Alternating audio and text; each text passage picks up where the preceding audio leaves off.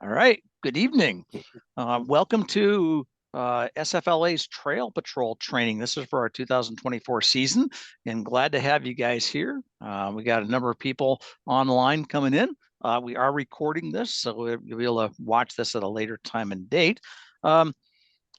This training is kind of like the lookout training, but it's very specific to the operation of basically being a trail patroller, and it's really much more detailed about that. And so we'll talk a little bit about the lookouts, but to do lookouts, you really need to go through the lookout version of the training. We have one more. Some of you have already done that, but we have one more session of that coming up on the 28th of May, next Tuesday. So if you can't make that, you can call me and we can cut a deal, and I'll basically just do the lookout portions separately. So I'm trying to do this at a very much faster pace. So, all right. So very quickly, this is what we're going to be talking about tonight. Just real quick, what I'm going to ask you to do is just go around and in maybe 30 seconds, just what's your name and what's your most memorable experience in the forest?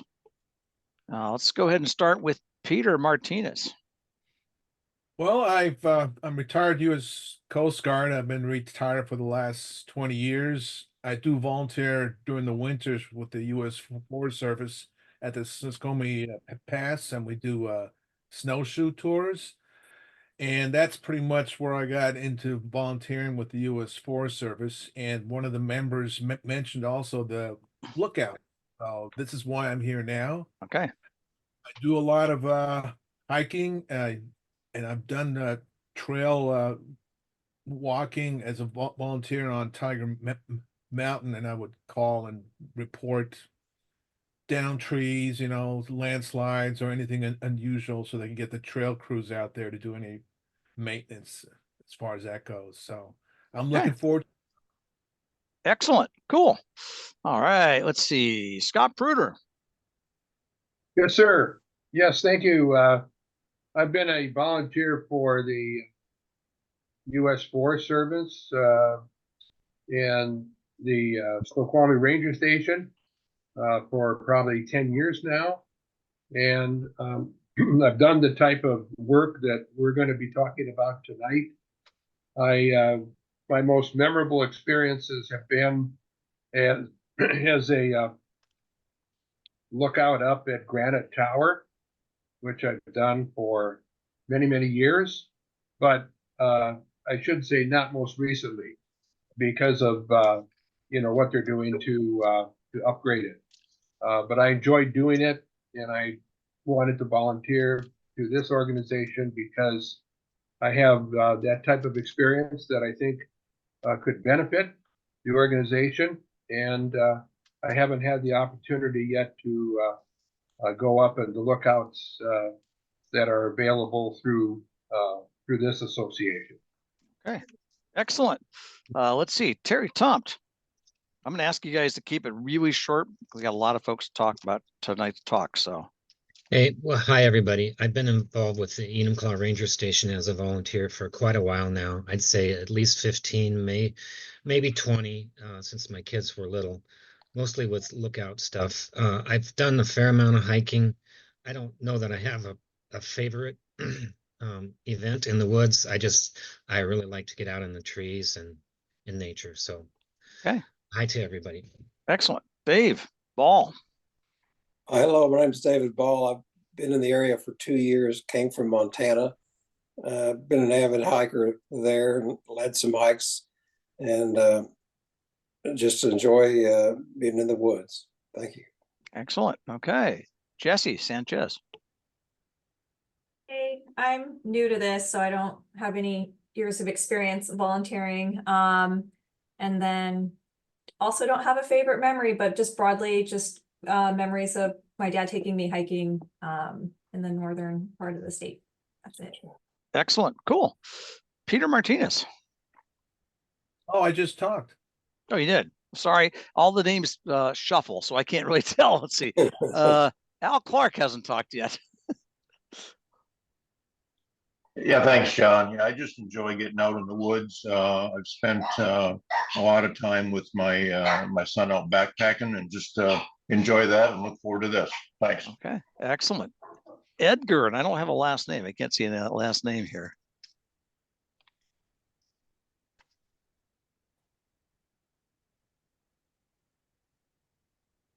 Edgar, you're muted. If It you, looks like he's logged in twice, maybe. I'm not yeah. sure. Okay, we're gonna come back to Edgar. So let's see. Casey Alford. Hi, Casey Alford. Been in the volunteer thing for like maybe 3 years. My favorite memory in being in the woods is just being in the woods. Okay, very cool. All right, let's see. Katie Huckins.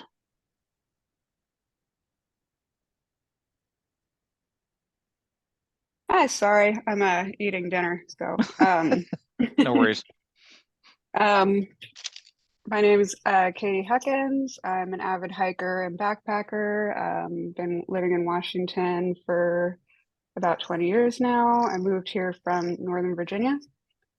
And I don't know what my most memorable moment in the woods is. Leaving behind the ticks and the chiggers of Northern Virginia is probably one of them. Yes, very true. I lived in Northern Virginia for quite a while in Burke, so I kind of know it anyway. All right. Cool. Lisa Hearing. Hi, I'm Lisa. You can tell by the surname I'm related to John. He's actually part of the reason I knew about the Lookout group way back when I was a teenager.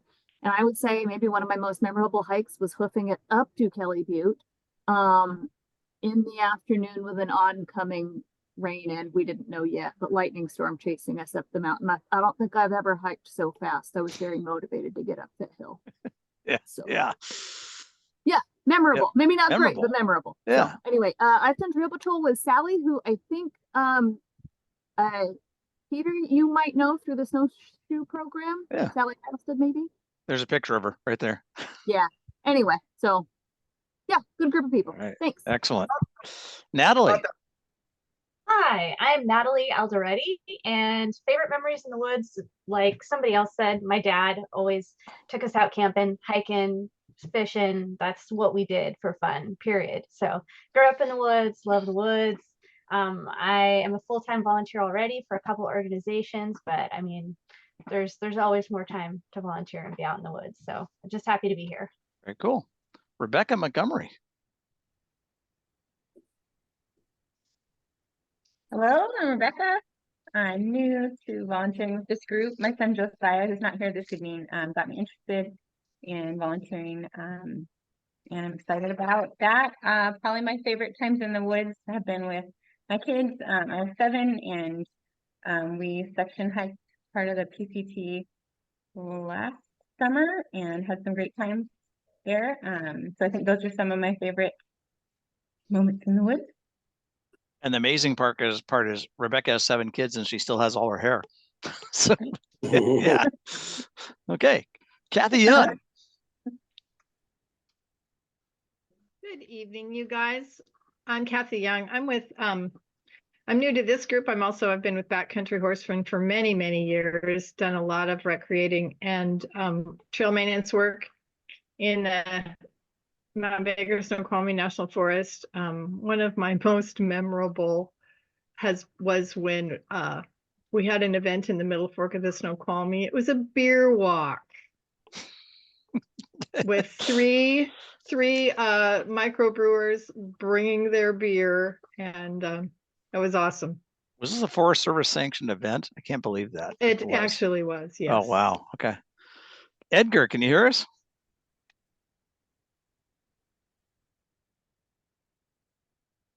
Okay.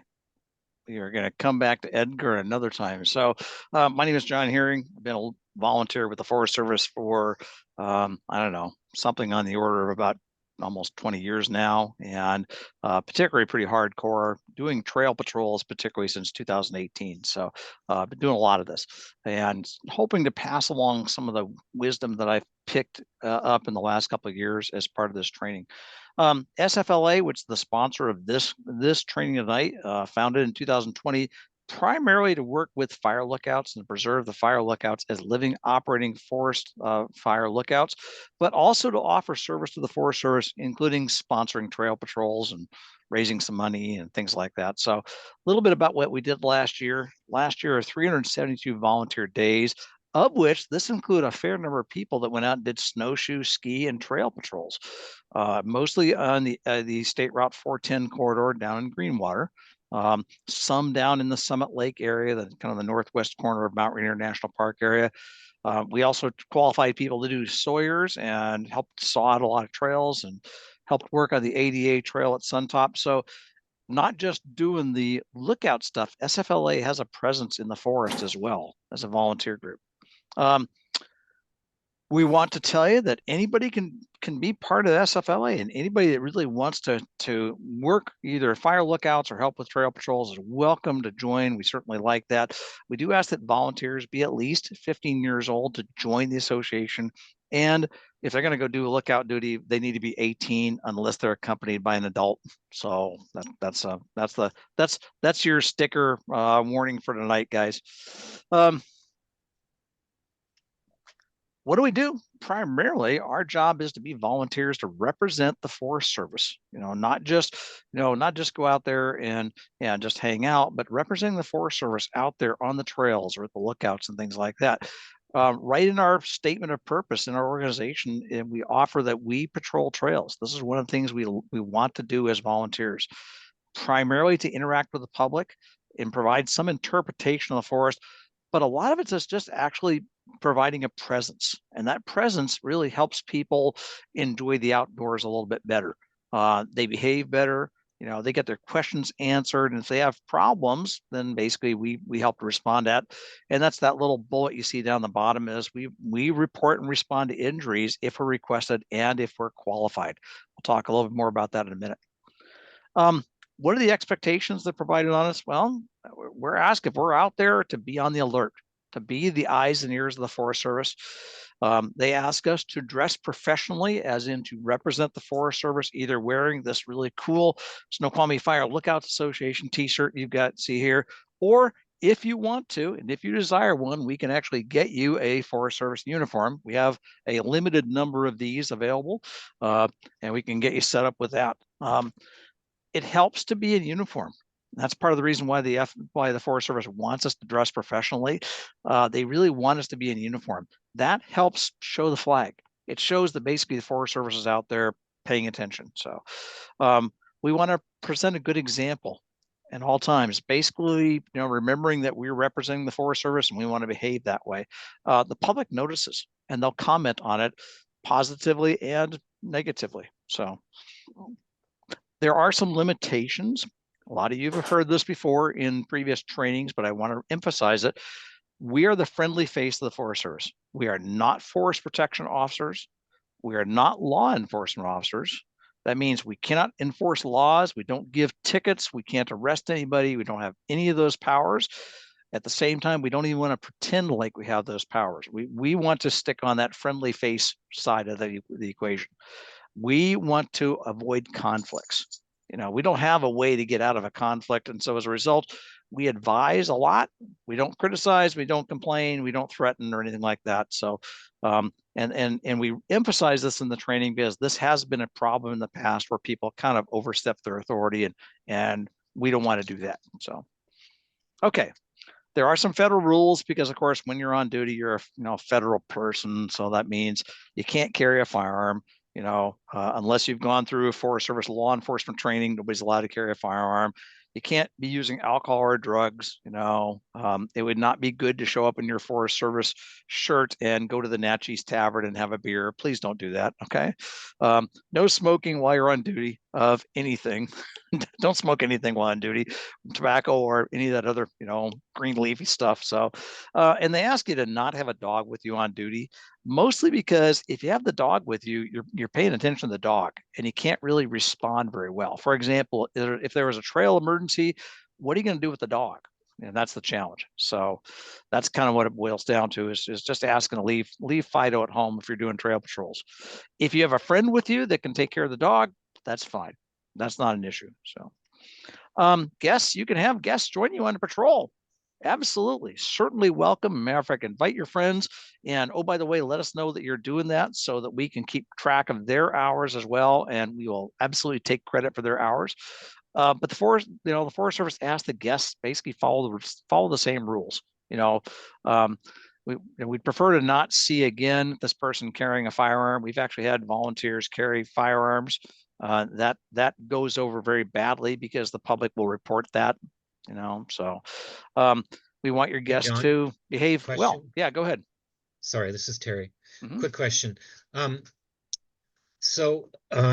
prefer not to hike by myself. So I'm wondering if anybody in this group wants to get a list together of people that wouldn't mind joining up and hiking a couple of us together. What does everybody think? I think that's a great idea. One of the things we do, and we use Facebook a lot for this, is we'll actually just send out I'll put something out on Facebook saying, hey, I'm planning to go out on Monday. Or matter of fact, I'll tell you guys all right now, I'm planning to go out on Saturday because it's a Saturday of Memorial Day, and there's not a lot of trail presence by the Forest Service this weekend. Those folks are still being in-docked. And so I was going to go out and try to hit one of the more popular trails like Palisades. And so I'll put that on Facebook tonight and just see who wants to show up. So if you're on the Facebook group, that's great. I don't want to send it out as a big email to the gang. If you want, we can start a list and start a messaging list right here. Just add your email into the chat, and we'll copy that and turn that into an email list for people interested in going to do trail patrols. Yeah, and if I know that the main way that people are going to communicate is through the Facebook page, then I'll start watching that, more carefully. Okay. Good question. Obviously, you're responsible for your guests. Make sure they know the rules. So, there are some risks out there. We're going to talk about these risks a little bit. They're actually laid out in the Snoqualmie Fire Lookout Association in the SFLA volunteer book, the volunteer handbook for this year. So in there, it talks about all these risks. We'll talk very quickly about some of them. One of them, first one's pretty straightforward. If you're sick, don't go out on patrol, please. If you got a temperature, if you're basically exposed, don't go out on trail patrol, please. Just avoid that. If you pick up a radio, make sure you wipe it down. We'll have little alcohol wipes down there. Wipe the radios down before you put down to it, because if you think about it, what's your closest point of exposure to the previous person? I'm going to put my mouth up next to this radio that somebody else has been talking into. So, yeah, that would be a good idea. Want to kind of keep that careful. You're driving to and from patrol on a lot of very small roads. They're small, dusty roads. There's a lot of traffic on them. You want to be very careful. In general, I tell people 25 miles an hour is a really good speed to not exceed on these gravel roads, especially these narrow roads, and especially when you get close to corners. So when you're hiking, use care. I use hiking poles. I am not embarrassed to say I use a hiking pole. I sometimes carry a shovel, which I basically use again as a walking stick. It's just not a bad idea if like I said, you got balance issues, not a bad thing to do. Particularly if I'm carrying a load. If I'm carrying a heavy pack on me, I will actually get some sort of support. It just basically takes a lot of the wear and tear off your knees. If you're young, you don't have that problem, but I'm telling you, as an old guy, hiking poles are good. And don't, the old joke is, if you're going to walk, don't gawk. If you're going to gawk, don't walk. Yeah, just keep your eyes on what you're doing. Bees or yellow jackets. We do get bees. We get yellow jackets. My best advice is don't step on holes in the trail. If it's a hole, there's a distinct possibility there's a little group of those yellow-headed, kind of angry little guys down there. And, if you have a known allergic reaction, make sure you carry your EpiPen. If you're out there and you start feeling bad, difficulty breathing, then call dispatch, call Puget Sound and get some help. So we do get ticks at Kelly Butte, particularly. We've seen them on the Palisades Trail, and we see them on North Peak Trail. Basically, anywhere there's mountain goats, you're going to find goat ticks up there. I use this stuff called pyrethrin. I basically spray it on my pants before I go out. in tick land, and it basically kind of rejects them. I haven't had a problem since I've been using pyrethrin. You can't put it on your skin. If you do get a tick on you, do a tick check when you get back. And if you find a tick on you, extract it using a set of tweezers and put it in a baggie and take it to your doc. So if you get sick, they can basically take a look at the tick and figure out, what's wrong with you. Conflict happens sometimes, not very often, extremely rare, but we just want to, there's a few things we want you to be kind of cautious about. First of all, tell somebody when you're going out. That's, of course, one of the rules. And we're going to talk a little bit more about that. You want to let somebody know when you're going. You want to make sure you check in and then check back out, particularly if you're hiking by yourself. When you're coming up to a visitor or we're coming up to a campsite, you want to make your presence known. I start talking to people a lot further away from them, as I'm walking on the trail or as I'm coming up on a campsite. I start talking before I actually enter the campsite. If you think about it, they might be doing something that you might startle them, and so we don't want to have that. So we've mentioned confrontations. Avoid the confrontations. But if somebody is confrontational, just smile and listen. Don't react. Try to be nice. We'll talk about, talk a little bit more about that as we get a little further in the presentation. Avoid contact with places where there are alcohol or drugs present. If they're drinking, just stay away from that campsite, just to walk away from that. So nothing we're doing here is all that important. So this last one is probably more, I think, the most important thing I want to tell you, and that is listen for the alarm. If you get a sense, your spidey sense is going off that this is not good, that's a place to basically walk away from. We're just out there to be the friendly Forest Service, and we're out there to watch and report stuff. But if you have any questions, just walk away. Wildlife, we do have wildlife out there. I kind of am on animal alert when I'm hiking. I kind of watch for presence. I make noise. I clink my shovel as I'm walking. I'll sometimes sing in the woods. Yeah, I know it means I don't get to see the deer and the elk, but sometimes if you see the deer and elk, that's not good. If you encounter a wild animal like a deer or an elk or something like that, back away slowly and just give them some room, and then make sure you tell everybody else that there's animals out there in the area. Hazardous trees.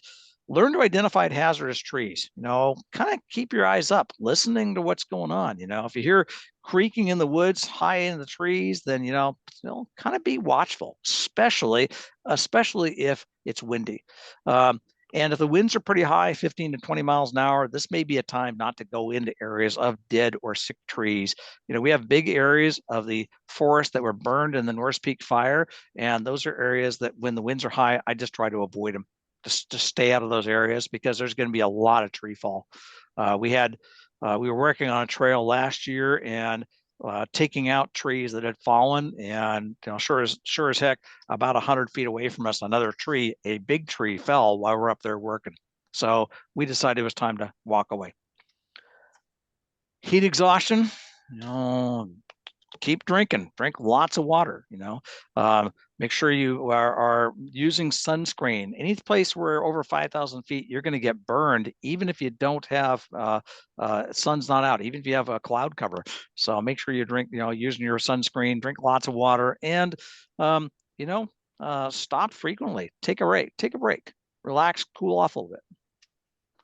Hunting is allowed in the forest during hunting season, and you kind of generically, I would say September, October, November, you want to wear orange reflective vests or something like that, and just be visible out there. So it is that people are allowed to shoot. If you have a problem where somebody is shooting in an unsafe fashion, you want to make sure you report that to Puget Sound and the law enforcement guys. You don't want to deal with that yourself. Lightning.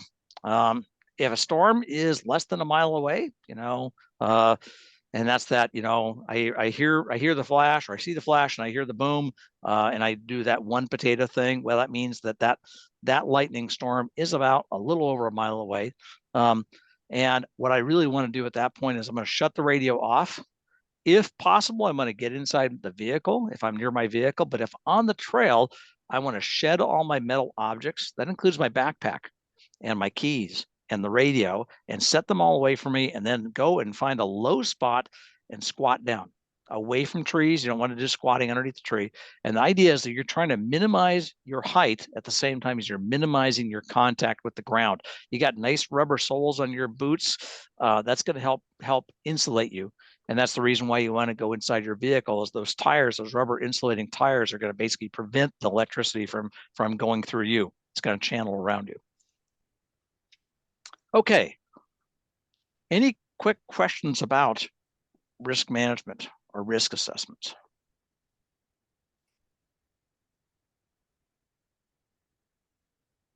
Okay, excellent, good.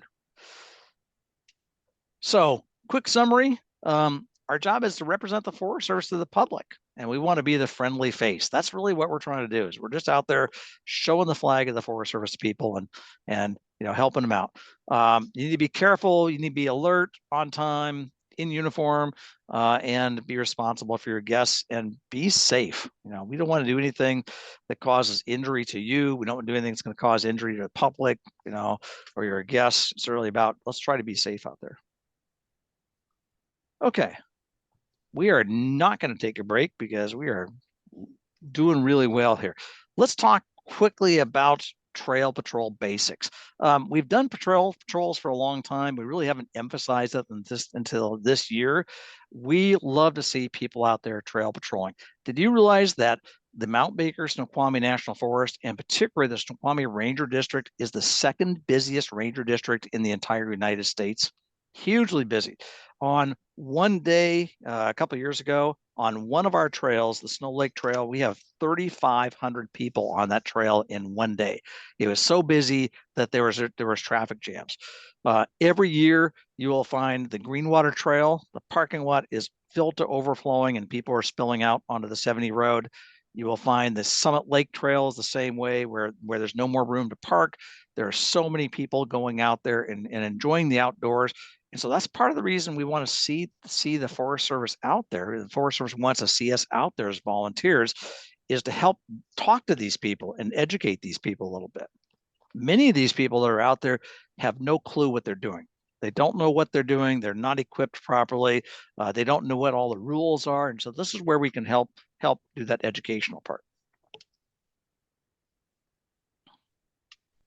So what's your duty as a trail patroller? Well, kind of as I said already, it's really greet the visitors and provide information about the trails. We want to watch for safety or health hazards. And this could include improperly prepared visitors.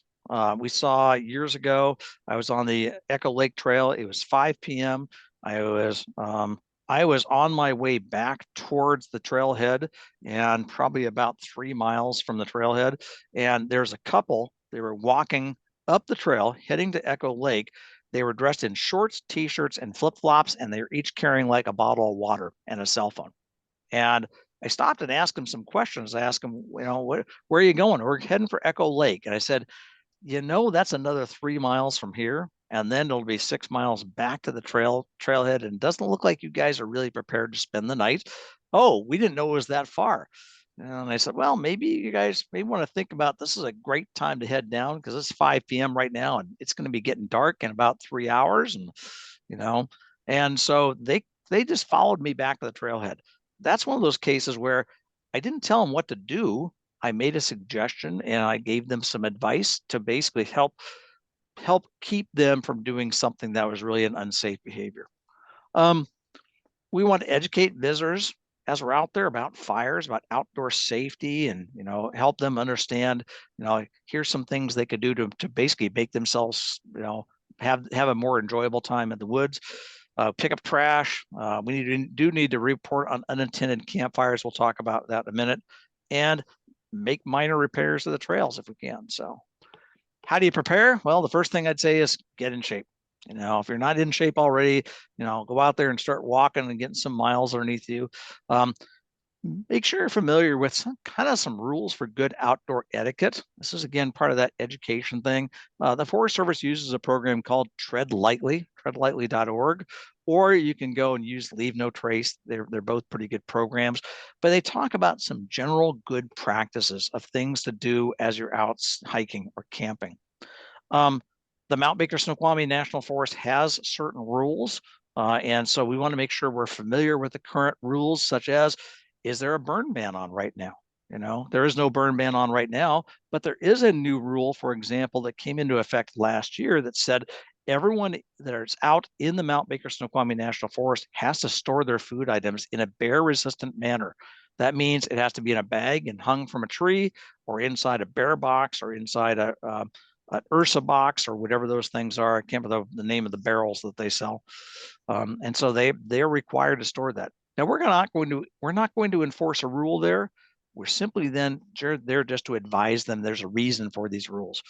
You want to read up about the trails, about where you're going to go to patrol. WTA is a great source.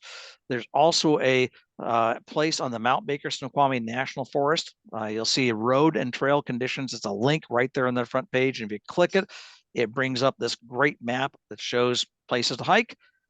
And this is that map right there. So if you click on each one of these lines, it tells you what that is. It tells you that trail, and it tells you the most recent conditions of these. You know, for example, if I clicked on Snoqualmie Falls Trail, it would be updated as of last week, and it talked about the trail is snow-free, but it's got 3 trees down across it. So these are the places you can start to look for some information. I've highlighted a few of the trails. These are the most popular trails you're going to find. You know, starting from the left, Summit Lake Trail is hugely popular, especially once the snow melts off. If you've never been up there, it's gorgeous, and that's the reason why everybody wants to go there. It's an Instagram favorite. Suntop is always hugely popular, especially to hiking up there for sunset, going seeing that, you know, taking the half-a-mile trail up there for a sunset. Snoqualmie Falls on a hot day is hugely popular. A lot of folks go up there to get under the falls and get nice and cool. Skookum Flats is very popular. Palisades is a bit more challenging. A lot of people use that, as do the mountain bikers. Greenwater, Echo Lake, Lost Lake, you know, that's one of the most popular trails we have in the district, as well as, of course, Kelly Butte and North Peak trails. So, you know, where you go is kind of up to you. I know these are the ones, of course, that we see the most traffic on, and we would love to see people just go out, and if you're going to go for a walk, take a walk on one of these trails. What do you want to take with you? Well, in the annex, appendix, I think it's appendix B, in the volunteer lookout handbook, the volunteer handbook, it has all these things down. There's a trail patrol list. You'll see I've highlighted a few things in red. There are some things you'll get from the volunteer bag. There's a radio in there, the batteries. We're going to talk about that in a minute. We want you to make sure you're carrying your 10 essentials, not just because you're going to need them, but necessarily because also a really good discussion starter. Every kid that I talk to out there, I'll talk about the 10 essentials, and I'll encourage them to be getting their own little 10 essentials. I carry mine in a little waist pack, and so that I have something to show, and it gives me an opportunity to chat with people. So first aid kit, this is of course really up to whatever your skills are. I carry an outdoor trauma kit with a lot of things that probably some of you folks won't carry. I carry quick clot and stuff like that. You need to carry a first aid kit that fits what your skill level is. Leather gloves. I always carry leather gloves because, frankly, if I have to pick up garbage or clean up fire pits, I don't want to be using my little plastic gloves from my first aid kit. I'd really rather use something a little bit more solid. You kind of skim down there, you'll see a shovel. I carry an optional shovel. People ask me, why do I carry a shovel? Because I've had to dig out hot fire pits with my hands, and it's not that much fun. And if I have to pick up dog poo in bags by the side of the trail, I'd really rather use a shovel to pick those up and then put those in the garbage bag. So anyway, just my suggestions. Thoughts about this?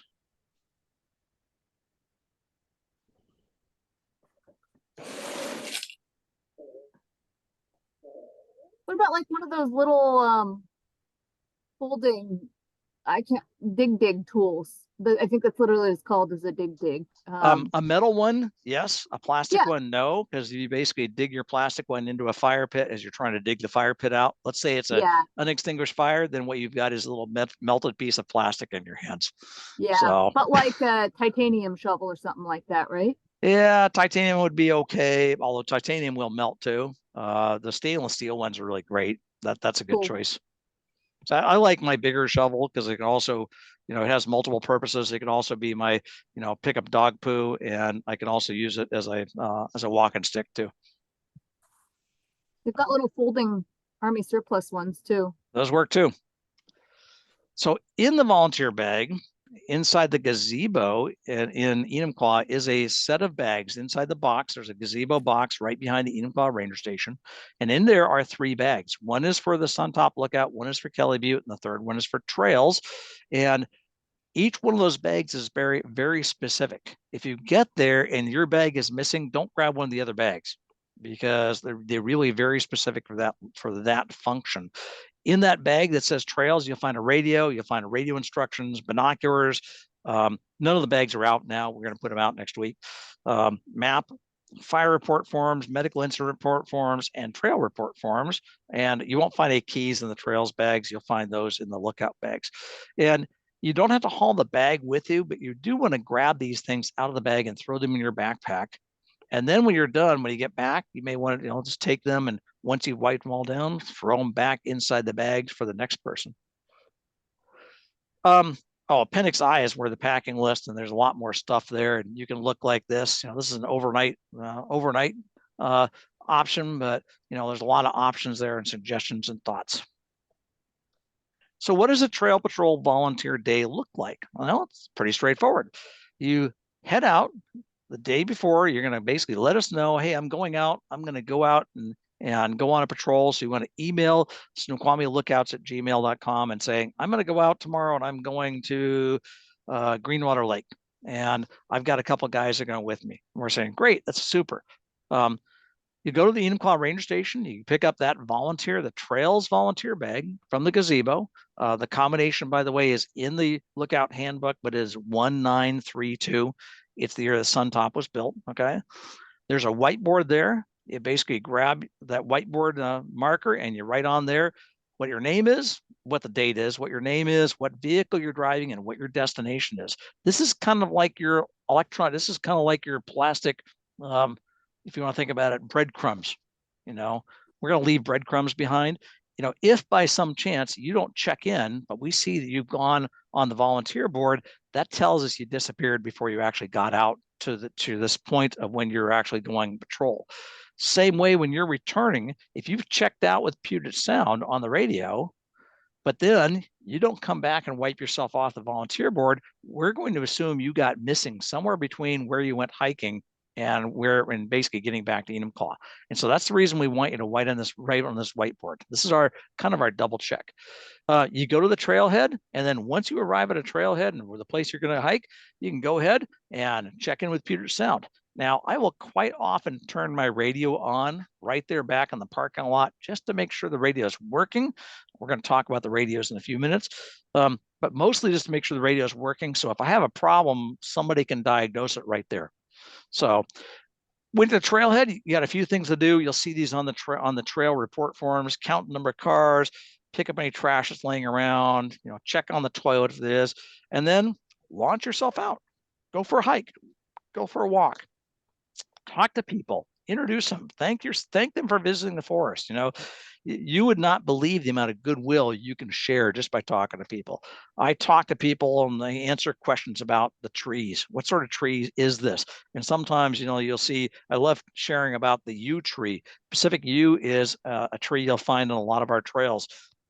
It's magic because the bark of this tree they extracted a chemical called Taxol, and Taxol was used to treat breast cancer. Now you'll hear it called the artificial version of it's called tamoxifen, but this was basically one of the first really effective drugs for stopping and reducing the reoccurrence of breast cancer.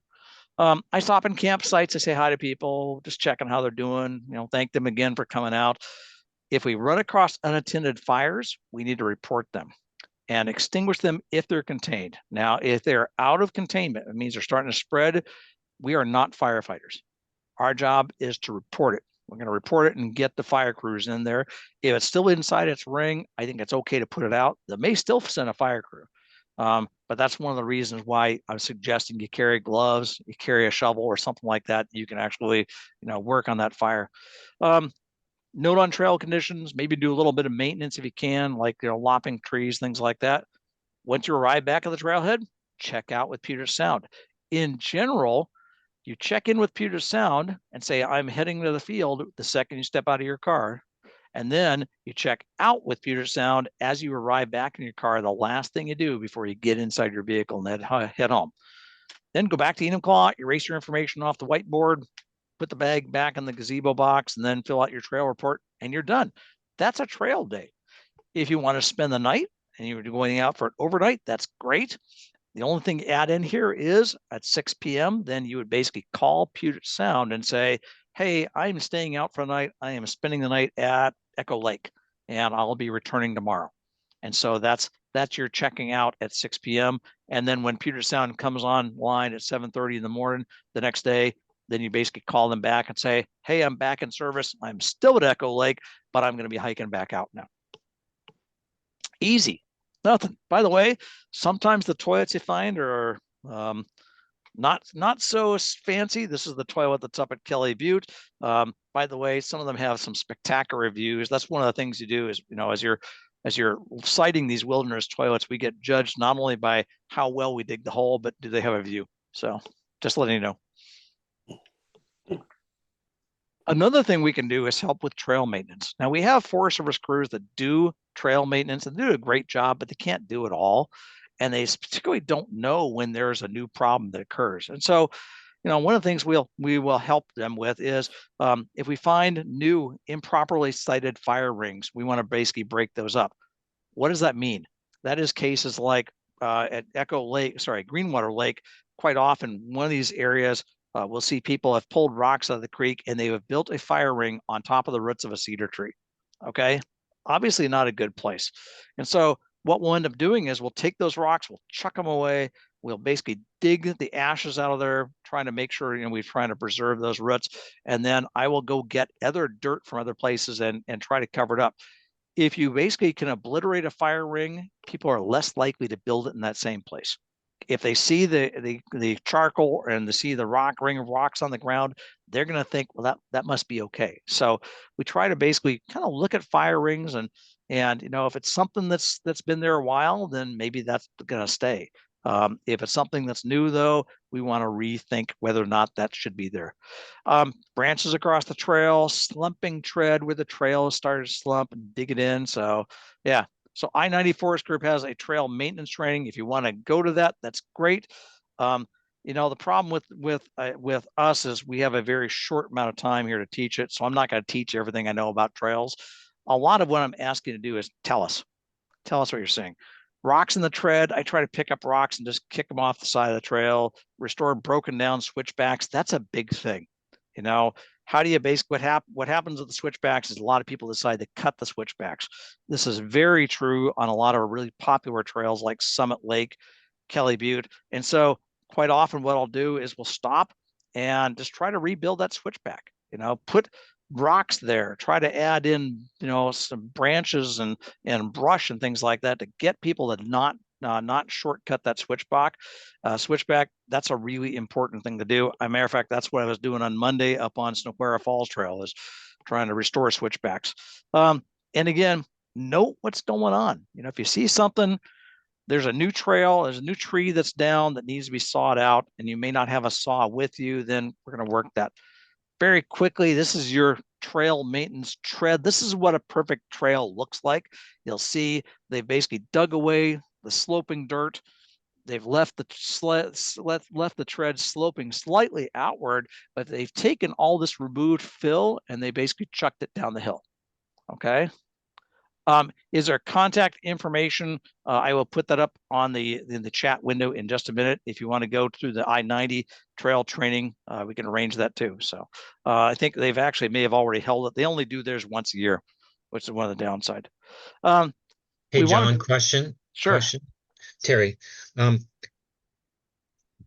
since I'm new to this, at least the official trail patrol stuff, are we recognized by the Forest Service as supposed to be being out there, and they know that we're doing this and they want us to do this, right? Yes, they do want us to do this. This training was approved by the corridor managers and by the recreation manager for Snoqualmie Ranger District before we ever presented this training.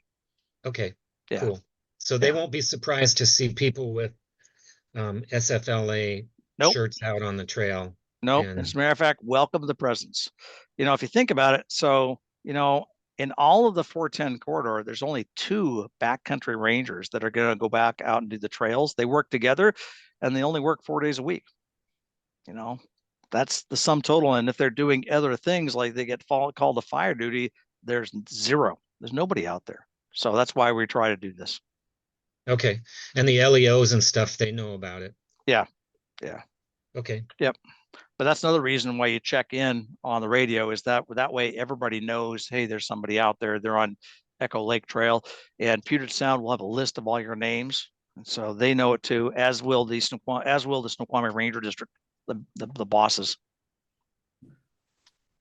Okay. What I end up doing here, if I find a trail that's pretty badly sloped like this, I'll mostly try to, again, restore this slope tread.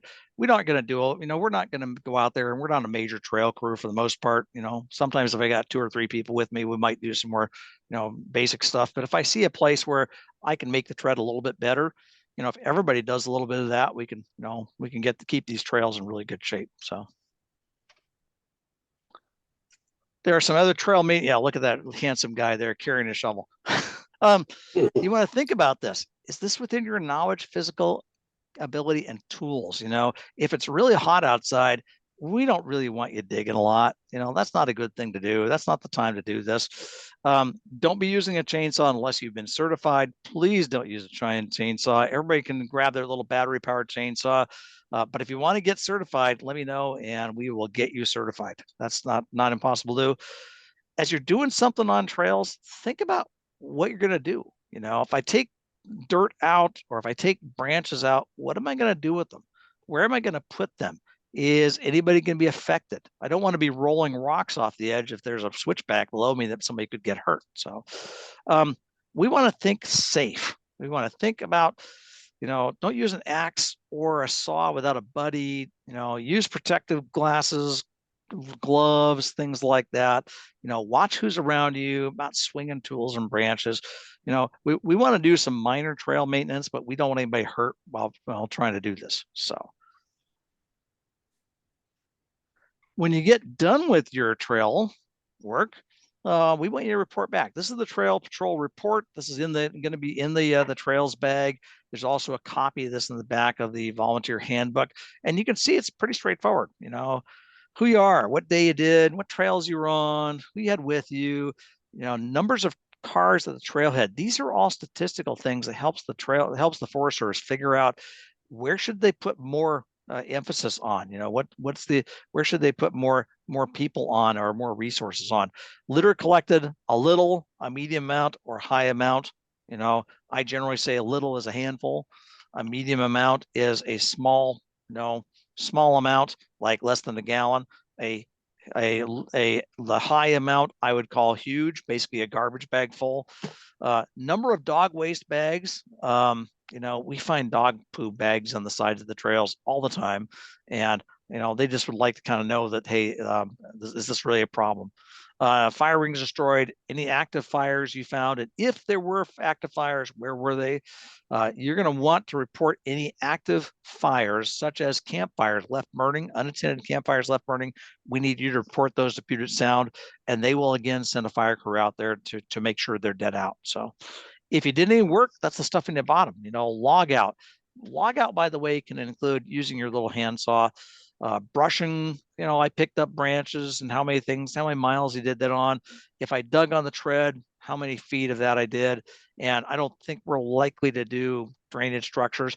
If there's a problem with the structures or a problem with signs, you need to log that. Hey, no, the sign is missing, or this bridge is now breaking down. And so we want to make sure we gather those in. When you're done with your trail patrol, you basically drop that form in the mailbox there inside the gazebo box. And then, or you can email it to us either way. And that way you can do that. So what kind of hand side do you find it helpful to carry? you can carry a Fiskars. Those Fiskars hand garden saws are great. You can do 3 or 4 inch branches with those really well. I carry a little bigger saw. Mine's called a silky big boy.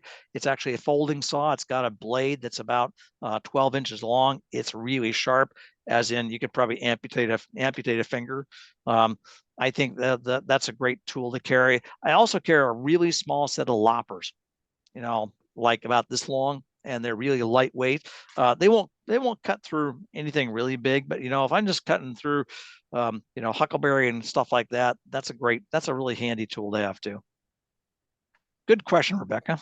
Hey, John, do you have a suggestion for I'm sure you have one, like a tool belt or something that would carry some of these tools conveniently? I know we can always have a backpack, but I always didn't carry know. them in my backpack. I just have taken my side pockets and I put, one tool in each one of the side pockets, and then, Okay. I have enough space to stuff my water bottle into.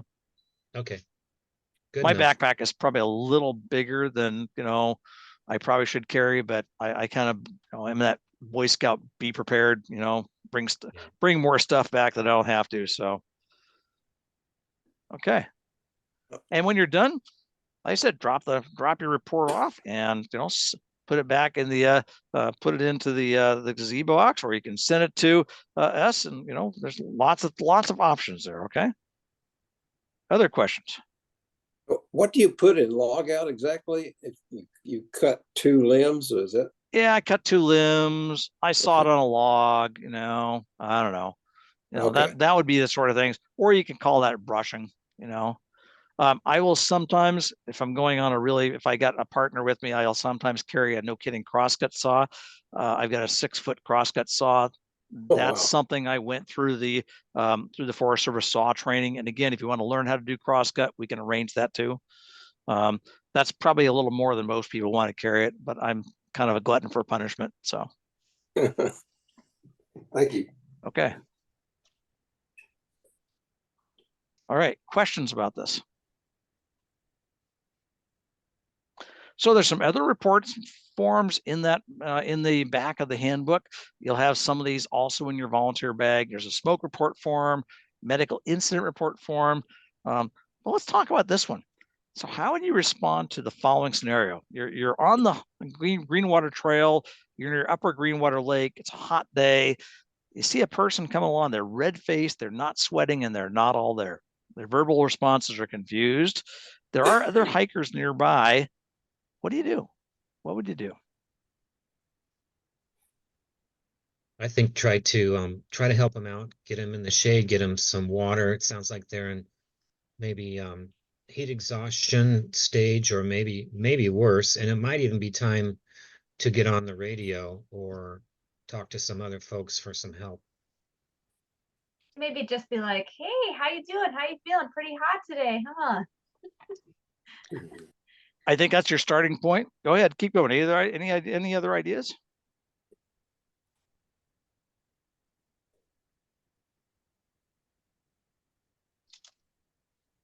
Well, I would say it probably is more serious than you think. If they're not sweating, that's a real red flag. Yeah. So these are symptoms of heat exhaustion. This is a really serious problem. And your first question, we're not gonna do first aid class here, but we will be offering a first aid class here shortly.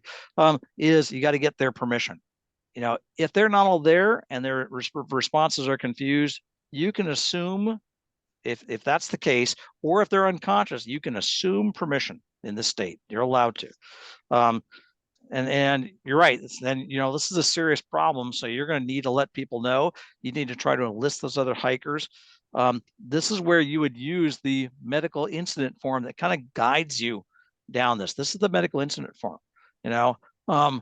Yes, we need to try to get their name, but we don't want to broadcast on the radio. We want to try to at least figure out what's going on.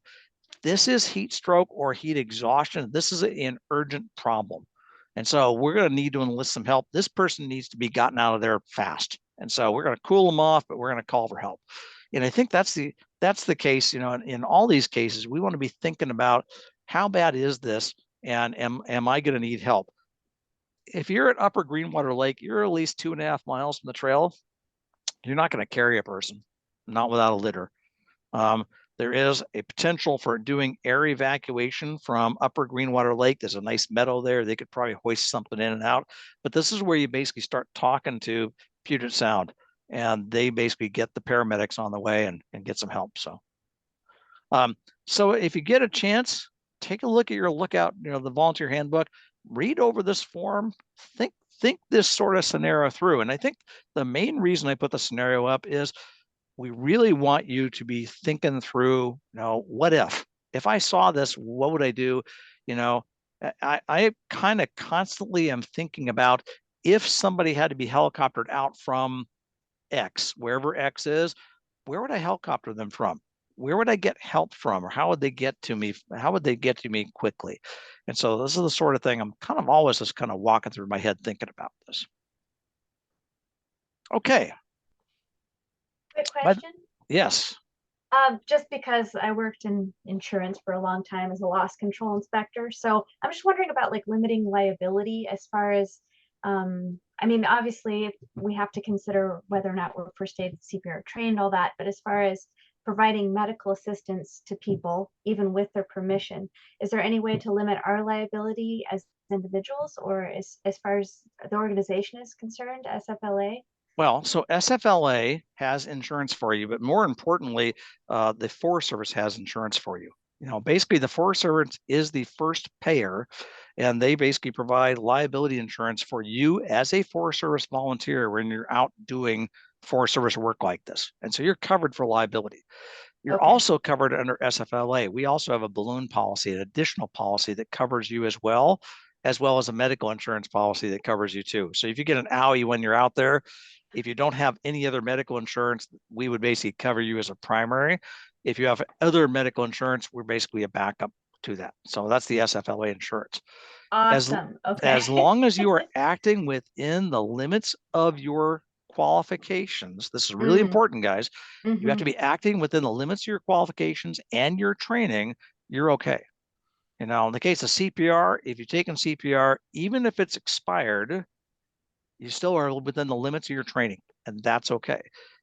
If you go and you got somebody that's got a heat stroke and you basically pouring water on them and cooling off, that's within your limits of your training. If you go and you start trying to do an IV, or you got the, Tom Mix, I'm going to go in and do a tracheotomy, that is not within the limits of your training unless you are a medic, EMT, paramedic, nurse, doctor. So work within the limits of your training. That's why I said, your first aid kit needs to be within the scope of your training. And so that's the reason why you don't want to carry a scalpel in your first aid kit, because, unless you're one of those 4 things I just listed, you're not really trained to use a scalpel. So does that help answer your question? Perfect. Thank you so much. Yeah. Now, if you act outside the limits of your training, none of this insurance is going to cover you, and you're going to basically be on your own. So just. I know how insurance works. Yeah. Yeah. Just kind of cautioning you there. Okay. Thank you. Okay. So you guys want to take a quick break, or you want to just go and we'll punch through this and be done in about another 30 minutes or so? Let's go. Let's Let's go. break through it. Okay, we're going to go. All right. So what's your number one job as a Forest Service volunteer? Represent the Forest Service and the SFLA. So we basically are out there to help the public enjoy the national forest lands. These are their lands, their resources. We're out there to help them out.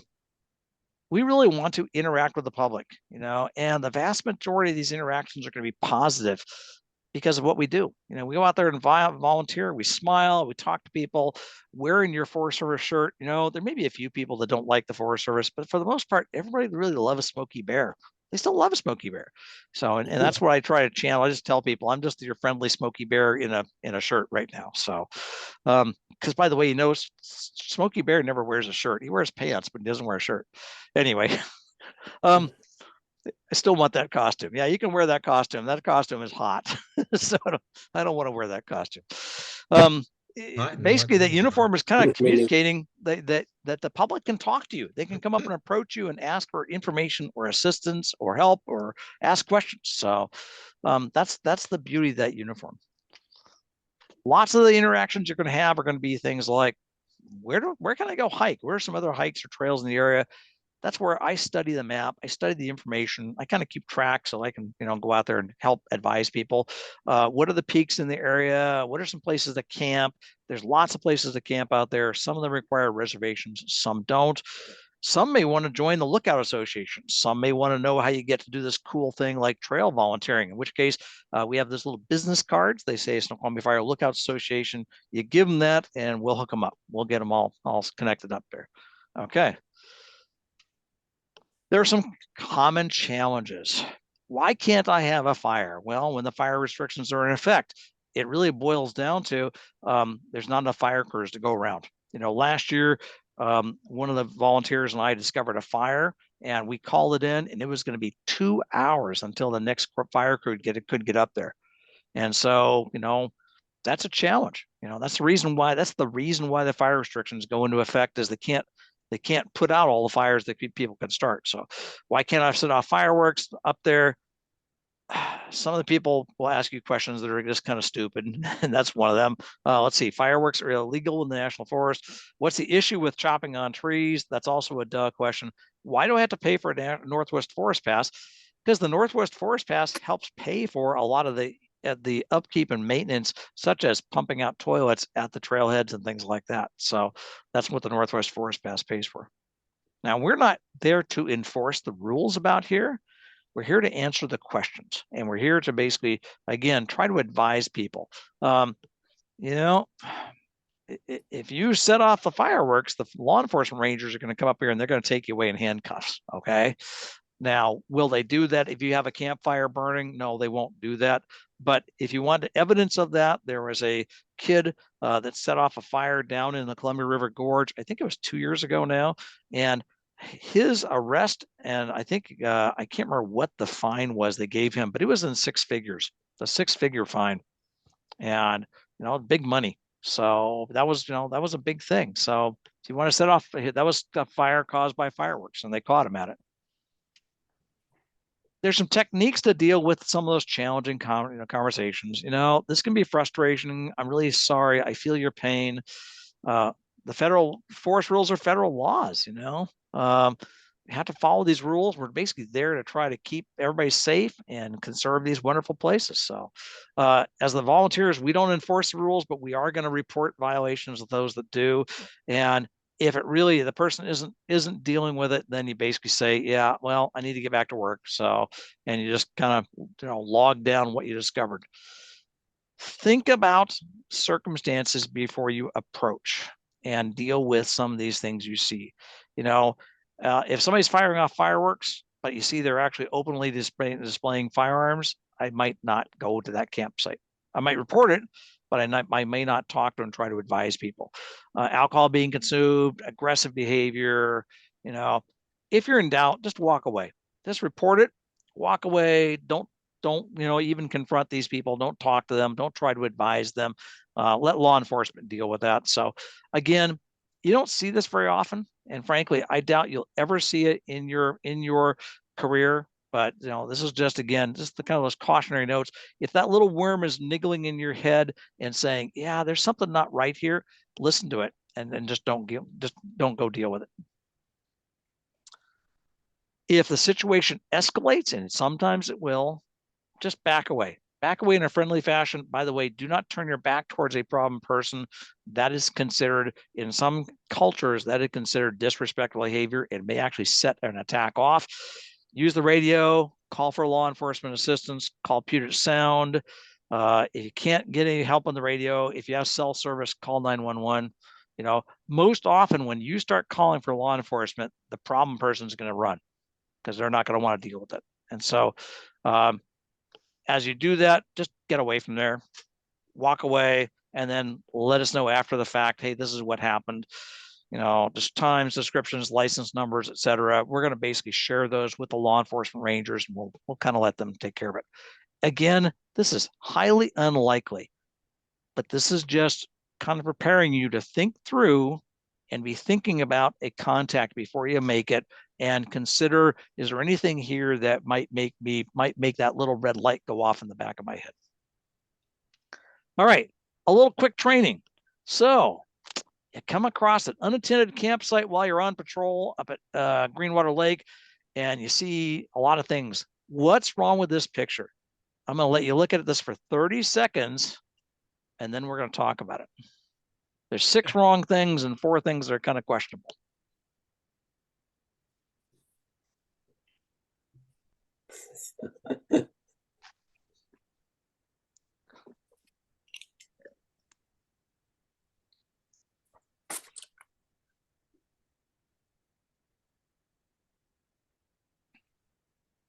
Ten seconds.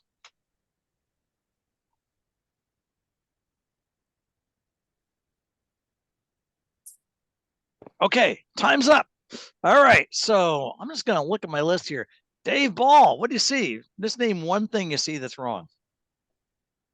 It was a gasoline can by the fire. Yeah, gasoline can by the fire. Not illegal, but really not a good idea. Okay, yeah. Let's see, Scott Pruder. A firearm. Firearm. Is that against the rules to have in the forest? Well, I guess it's not against the rules, but I don't know if it's a good idea to have it sitting upright on the side of a tent either. I would say the fact that the campsite is unattended and you got a firearm laying around there, that's really a kind of a bad thing. It's not against the law, but I wouldn't leave it like that. I would call for some help. Okay. You know, I would say, hey, we got somebody that's left a firearm laying around here, because imagine a kid gets a hold of that. Now we got a real problem. So, hey, Peter Martinez, go ahead. Got something? What else do you see here? I see a habitat tree that's been cut down, which you're not supposed to. Yeah, and the tree is sad. It's a sad tree, isn't it? Okay. Let's see, Jesse Sanchez. You see something you like that you think is kind of questionable here? I think having a tent in the line of fire for that target is probably a bad idea. Yeah, that's a bad idea too. There's a target. They're target shooting next to their tent. So they're also, by the way, target shooting next to a lake, and there could be other people on the other side of the lake, and that's not a good idea either. Okay. Yeah. Casey, you see something else?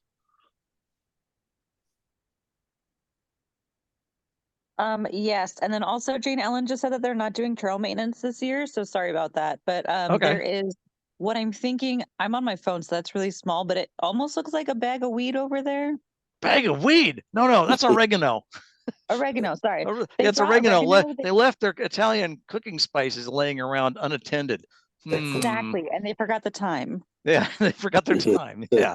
Okay, that's a good one. Let's see, Katie Huckins, you see something? Is that food out in the open? Oh, food out in the open. Container? They left their Chinese food laying out in the open unattended. Okay. Lisa, you see something else? Yeah, that fire is real close to that tent. The fire is right close to the tent. That's really probably not a good practice, is it? That's a matter of fact, pretty bad practice. All right, there's one more. Actually, there's 2 more. Natalie, all ready? Is somebody cooling their beer over by the lake? Oh, there's cooling. It's what we have, alcohol laying out there unattended. Same issue. You know, what if some kid gets a hold of that? So, Rebecca, one more.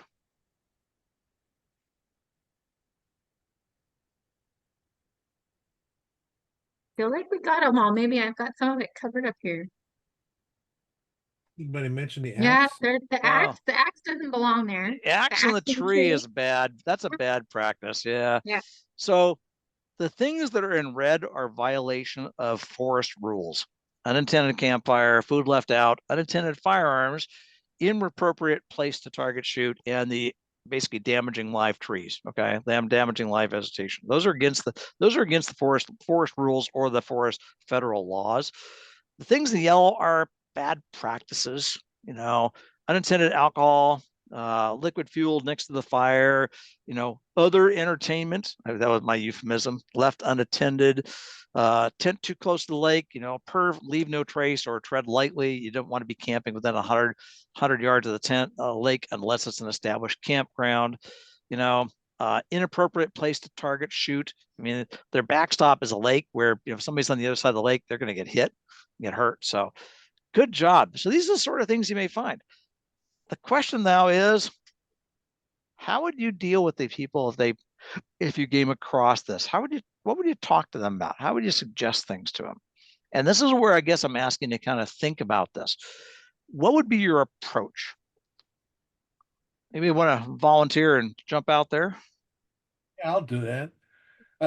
The first thing, if it doesn't look like they're acting crazy and maybe they're just uninformed, basically you do the first thing is introduce yourself, ask them how they're doing, and kind of let people know that you're just hoping that everything's going okay with them, and then go into what you might be observing and say, well, it kind of gives suggestions that they might be too close, and we want to make sure they are safe out there, and stress is what you mentioned in all your training is safety.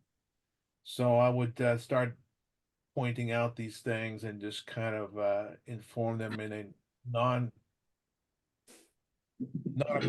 way what might be a better way to handle their campsite. I do a lot of conflict resolution. Usually the first thing, introduce yourself and find something good to compliment them on. Like, that is a really nice looking rifle. You've got some really good looking Chinese food. There's something, anything. It's a beautiful day, isn't it? This is great. That's to a be great out here. bag of weed you got sitting there. That looks like some top-notch Sure. stuff there. Yeah. But it's so disarming. Some kind of compliment, something where you get on common ground with the person, talk, chat, make it a conversation. So it's obviously that you're not there just to, chew them out or make them feel like crap. Just find some kind of common ground, and then you get the respect. That's the key. Is trying to find some common ground that we can. Yeah, it's oregano. Some common ground. You can point out to the things that, hey, I have to point out to you that some of these things will get you a ticket. If the law enforcement rangers come up here, they're going to give you a ticket. You can't leave a campfire unattended. Can't leave your firearm out unattended.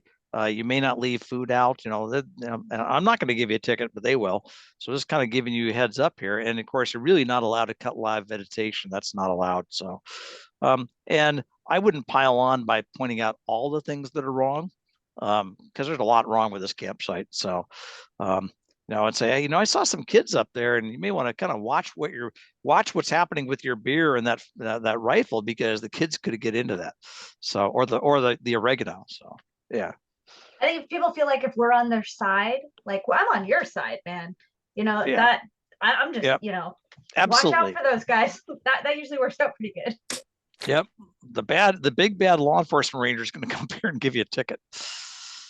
All right. Well, so, summarizing this, most of your experiences are going to be positive. 99.9999% of your experiences are going to be positive. I can count on one hand, actually count on one finger, the unfriendly confrontation with a member of the public. Okay. And the rest of them have been good.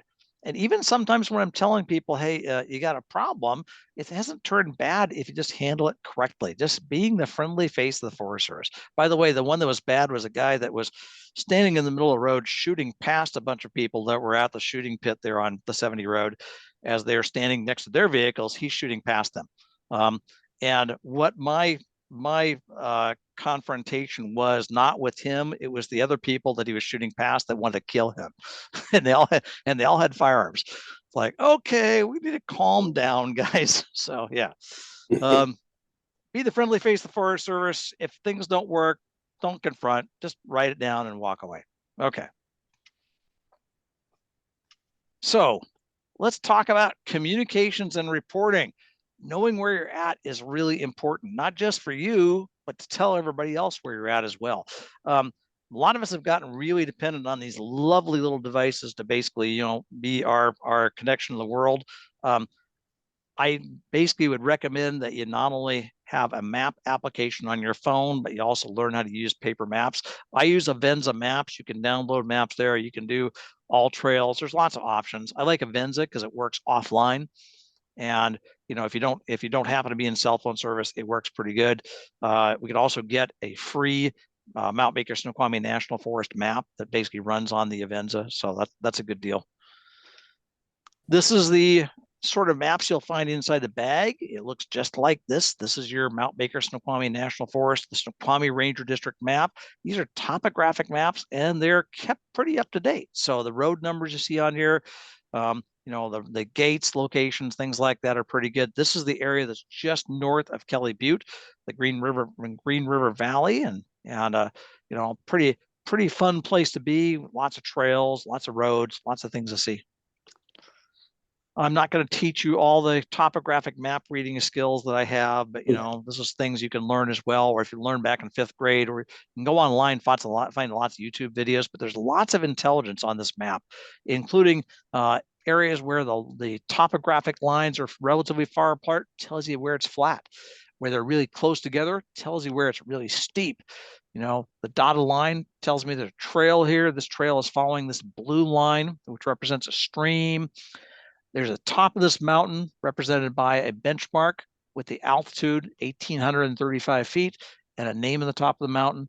And you can see other things, that are mentioned here. The lake of the something. I can't read it. So lots of information here off these maps. So get the maps and kind of study it and learn how to read this map. So here's an activity. So if you basically have a problem, and you got to report to Puget Sound, how would you report this? You're near Echo Lake in the North Peak Wilderness. You receive a report of an injured hiker up near the top of Arch Rock Trail. How would you report this? By the way, you don't use 911 to report fires. By the way, you report medical emergencies, things like that. You can use 911, but our first way of reporting is Puget Sound. So how would you report it?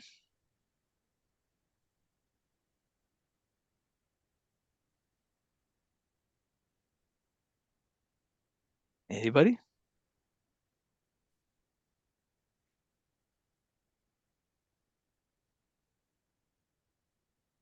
Well, I thought you'd use the radio.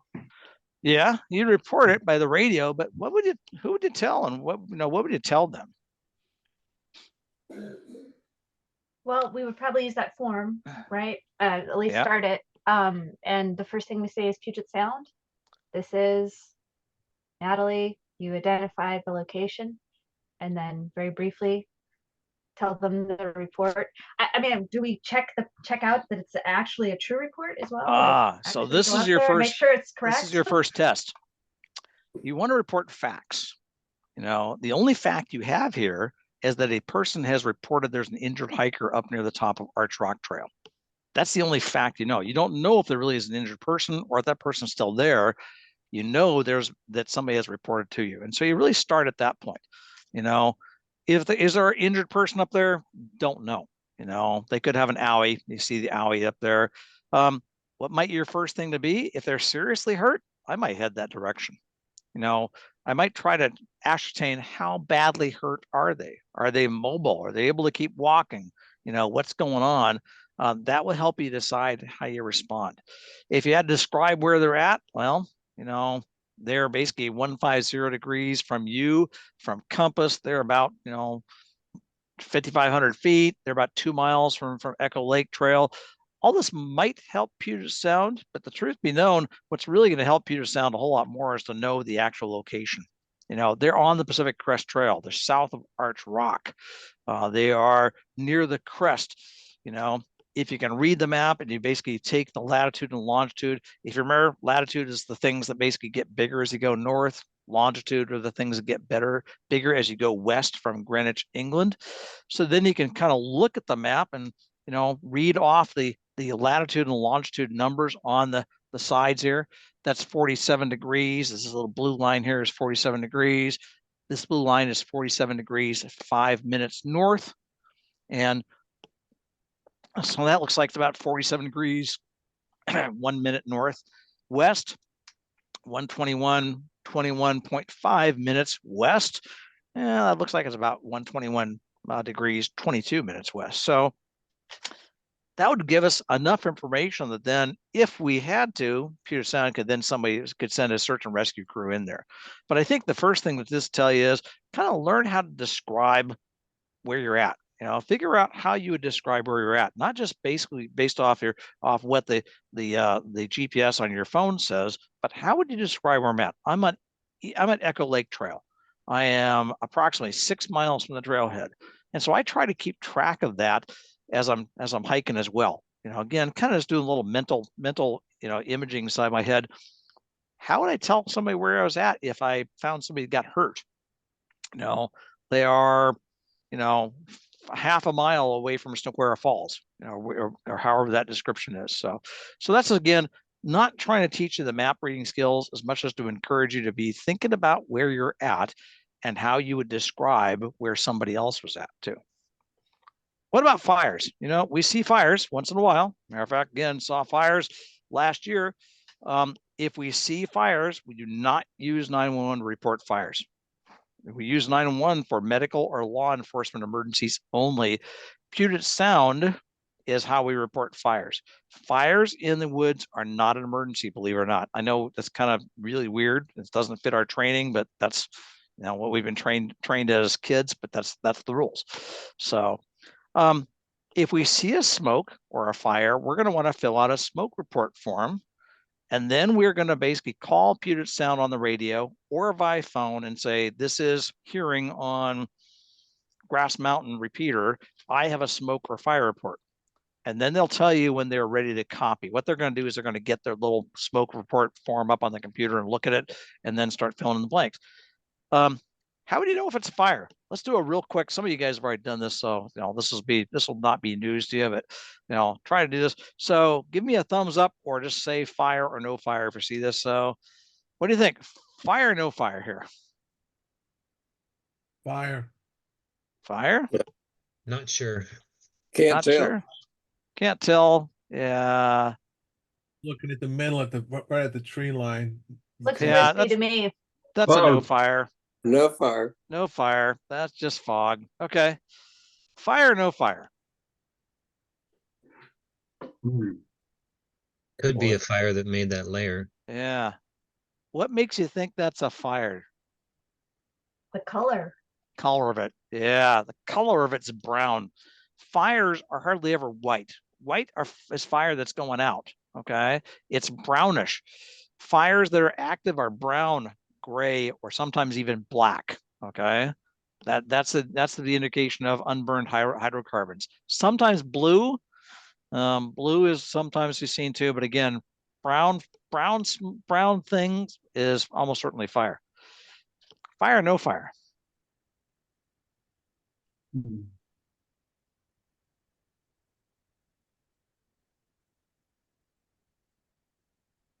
Oh boy. I'm saying fire. Fire? I Anybody else? I'm Because it's saying low. fire. Fire. This is another view of it. Oh yeah, fire. This is the one that Bruce Bedell and I ran across here last fall up off of Kelly Butte. And when we first saw it, we saw it through the trees like that. We couldn't really tell. So what we ended up doing is we got a lot closer to it and discovered, yeah, it was no kidding a fire. From a further distance away, this was further down the valley. This is the view from down the valley. So, okay. Fire, no fire. This one's easy. Fire. Yeah, fire. Color. Yeah, fire, no fire. Some of you guys have No seen fire. this one. Actually, Oh. a fire. This is a fire scene from the top of Suntop. That fire is all the way over by Cle Elum. That is 100 miles away. Okay. That's how big that fire was. So, and you couldn't see it from this picture very well, but it basically went from being nothing on the horizon to suddenly you saw this cloud erupting going upwards, and that was kind of a dead giveaway. That's fire. Oh. Fire, no fire. This is from up on the Palisades Trail. No fire. What if you Looks like zoom in on this little spot right here? Ooh, blue. Blue is fire. Okay. Not clouds. Okay. Fire, no fire. This one's easy. That orange stuff on the edge kind of gives it away, doesn't it? Fire, no fire. No fire. No fire. Yeah, this is just water dogs. This is the sort of thing you see. And oh, by the way, it's pretty wet. It's wintertime. It's really unlikely that you're going to have a fire burning very big. So fire, no fire. This one's a hard one.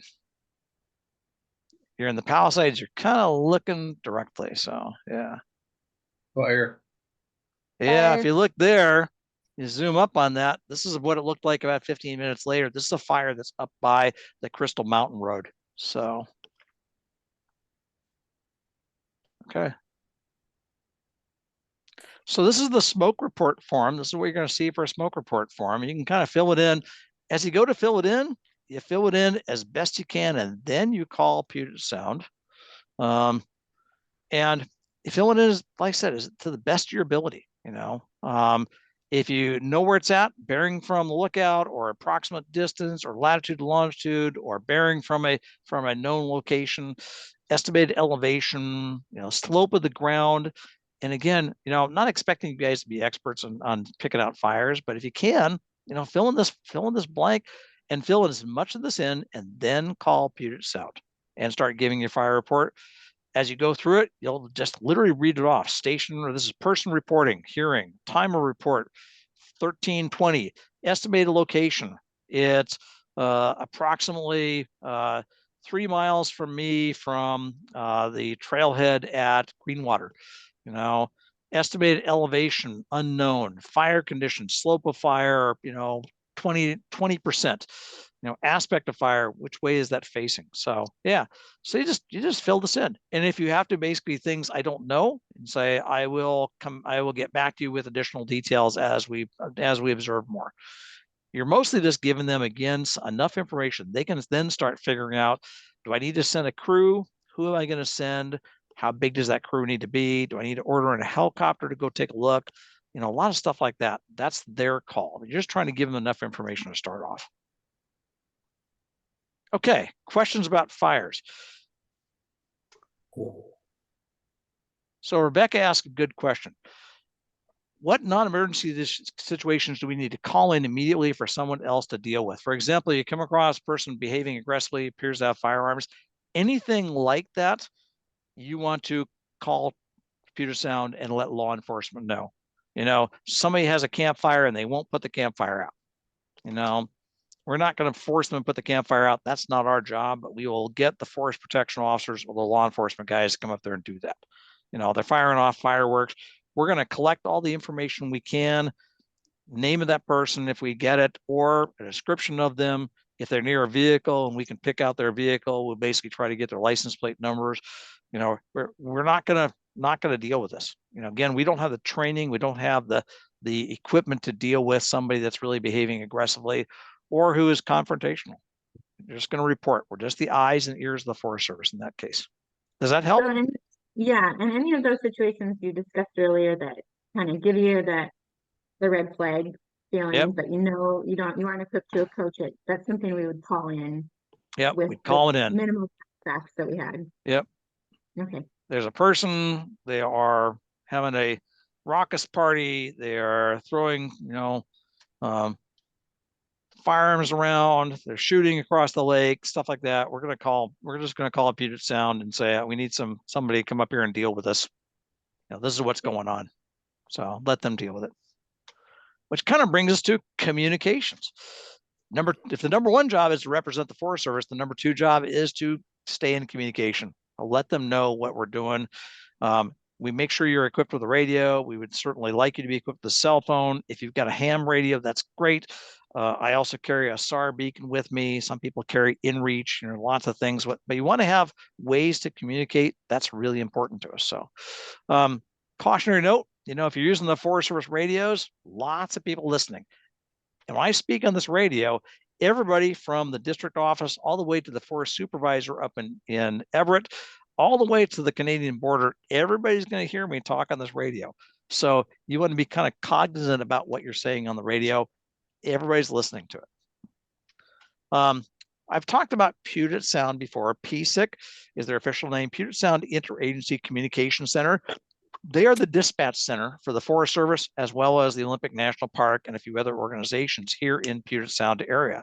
And what they do is they keep track of everybody that's on duty, that's out there in the woods. And they keep track of things that are going on, fires, airplane crashes, search and rescue, stuff like that. They keep track of all this stuff. And so that's their job. They can dispatch help if you need it, paramedics to law enforcement, a tow truck. I lock my keys in the truck. They'll send somebody out for that, search and rescue if you need to. Their call sign is Puget Sound. And so we talk about Puget Sound. That's who we're talking about. If you want to imagine, this is a room that's got a lot of people with a lot of computers in it. And so they have this network. If you want to think about it, a big board of a network of lots of glowing lights on it that represent the people that are out there in the woods that they can talk to. Puget Sound tracks every single person. So when you report in, they're going to know who you are, where you're at, where you're going, when the last time you checked in, and when you expect to be done with what you're doing. That's what they try to do. Is so they've got this computerized setup.